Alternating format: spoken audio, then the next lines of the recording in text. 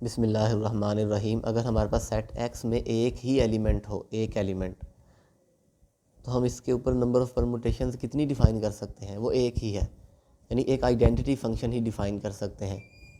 तो इसका मतलब ये है कि S1 में हमारे पास एक ही एलिमेंट आएगा, वो जो कि आइडेंटिटी है।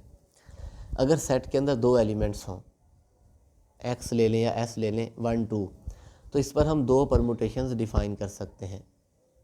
एक तो आइडेंटिटी और एक हमारे पास 1 2, यानी 1 2 है तो 1 को 2 पर मैप करवा दें, 2 को 1 पर, यही एक बाइजेक्टिव फंक्शन इस पर डिफ़ाइन हो सकता है ना। तो अब ये दो हमारे पास परमुटेशंस हैं जिनकी कलेक्शन हमारे पास S2 है, और ये इसका कैलेज टेबल है। इसकी मदद से हम वेरीफाई कर सकते हैं कि ये ग्रुप है।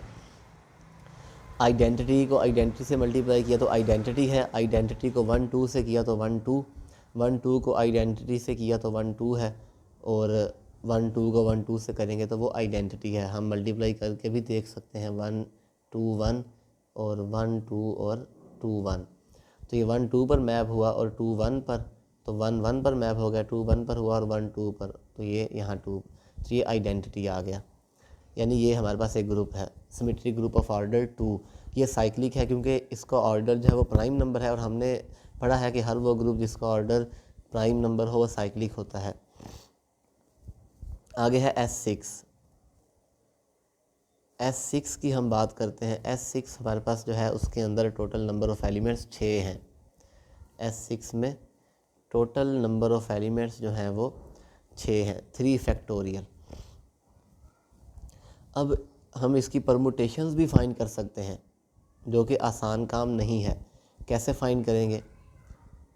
1 2 हमारे पास है जी, 1 2 3। एक तो आइडेंटिटी परमुटेशन होगी ना, उसे हम इग्नोर कर देते हैं, वो तो ऑब्वियस है। एक परमुटेशन लिख लेते हैं, 1 2 पर मैप हुआ, 2 1 पर, और 3 को हमने फिक्स कर दिया। ये परमुटेशन है, इसका साइकिल बनाए तो क्या बनेगा? साइकिल बनेगा 1 2 इंटू 3। इसको साइकिल ऑफ लेंथ 1 है, इसे इग्नोर कर दें तो 1 2, ये एक परमुटेशन बन गई जो ये है। एक परमुटेशन क्या होगी? 1 3, 3 को फिक्स किया था, 2 को फिक्स कर दें, 1 3, 2 को फिक्स किया तो एक परमुटेशन 1 3 बन गई। अब सिमिलरली 1 को फिक्स कर दें, 1 1 2 3 और 3 2, ये परमुटेशन बन जाएगी। ठीक है, अब 1 2 3 3 2 1 एक परमुटेशन, और 1 2 3 3 1 और 2, इस तरह से एक परमुटेशन बना दें। 1 3 पर मैप हुआ, 3 2 पर, 2 1 पर, 1 3 2 और 1 3 1, ये हमारे पास होगी 1 2 3 है, तो 3 2 1, ये इसकी ये हमारे पास क्या है? 1 3 पर मैप हुआ है, और जो हमारे पास 3 है 1 3 पर मैप हुआ, और जो 3 है वो 1। ये तो एक हमारे पास ये है, सिर्फ हमने तो 3 जो वो परमुटेशन लिखनी थी जिसके अंदर हमारे पास 3 है, जिसका ऑर्डर 3 हो या जिसके साइकिल में 3 एलिमेंट्स आए। तो ये है 1 2 3, 1 2 पर मैप हो जाए, 2 3 पर, और जो 3 है वो हमारे पास 1 पर। 1 2 पर मैप हुआ, 2 जो है वो 3 पर मैप हुआ, 3 1 पर, तो एक साइकिल कंप्लीट हो गया। अब इसका इन्वर्स लिख लें, इसका इन्वर्स 1 2 3। इसका इन्वर्स क्या होगा? अगर 1 2 3 है तो इन्वर्स होगा 1 3 2, मतलब 1 3 पर मैप हो, 3 2 पर मैप हो, और 2 1 पर मैप हो, ये बनेगी हमारे पास एक परमुटेशन। अब इस तरह से परमुटेशंस को लिखना आसान नहीं है, हम इन्हें साइकिल्स की फॉर्म में लिखेंगे। और वो कैसे लिखेंगे? 1 2 3 3 एलिमेंट्स थे, 1 2 3, ठीक है। हम 1 को फिक्स करेंगे तो एक साइकिल आएगा लेंथ 2 का, फिर 1 को फिक्स करेंगे, एक साइकिल आएगा लेंथ 2 का, 1 ख़त्म, 2 को फिक्स करेंगे, 2 3, एक साइकिल आ गया, ये 3 साइकिल आ गए। इसके बाद 1 2 और 3, एक हो जाएगी परमुटेशन 1 2 3 इस तरफ को, और एक परमुटेशन इस तरफ को 1 3 2 इन्वर्स। तो टोटल हमारे पास 6 परमुटेशंस आ गई हैं। ये कैले टेबल है, ठीक है। इसकी मदद से हम वेरीफाई कर सकते हैं कि S3 जो है वो भी हमारे पास एक ग्रुप है। 1 2 का ऑर्डर 1 2 है, हमें ये पता है कि साइकिल की लेंथ जितनी होती है उतना ही उसका ऑर्डर है, तो अगर इसकी लेंथ 2 है तो ऑर्डर भी 2 है, ऑर्डर 2 है तो ये अपने आप का इन्वर्स है। हम कैले टेबल में भी चेक कर सकते हैं, यहाँ पर आइडेंटिटी है तो ये एक दूसरे के इन्वर्स हैं, यहाँ पर आइडेंटिटी है तो ये एक दूसरे के इन्वर्स हैं।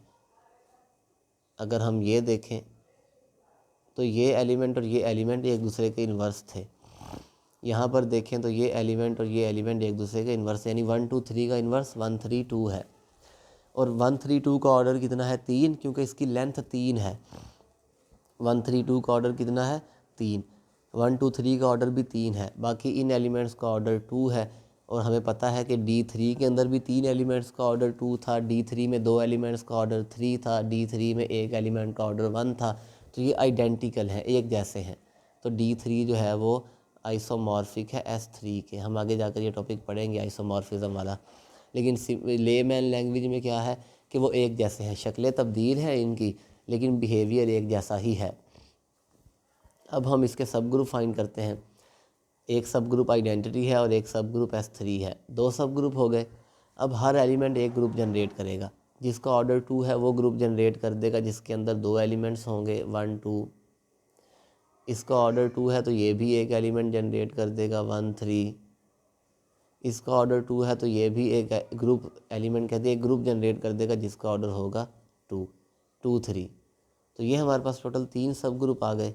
सिमिलरली हम ये एलिमेंट लें 1 2 3 1 2 3, इसकी पावर 1 लें तो ये 1 2 3 ही है।